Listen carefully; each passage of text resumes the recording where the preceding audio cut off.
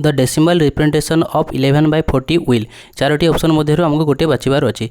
अच्छा rational number केतेबेले terminate हुए जेतेबेले तार denominator 2 to the power m into 5 to the power n form रे थाए।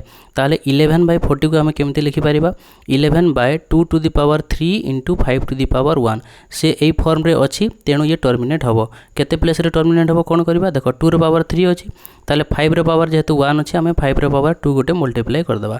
ओके डिनोमिनेटर मल्टीप्लाई कले न्यूमरेटर मल्टीप्लाई करवा ताफल कौन हो न्यूमरेटर वैल्यू केते हो गला 275 डिनोमिनेटर केते हो गला 1000 यार वैल्यू केते हो 0.275 ताहले एठारे आमर ऑप्शन सी हो गला correct answer terminate after 3 decimal place. ताहले आमर एठी शॉर्टकट ट्रिक कौन हो गला जेतकी प्लेस रे मन कर यदि m बड़ है m प्लेस पर टर्मिनेट हो n बड़ है n प्लेस पर टर्मिनेट हो ताहले सेम क्वेश्चन आंसर मते कमेंट बॉक्स रे जणाइबो।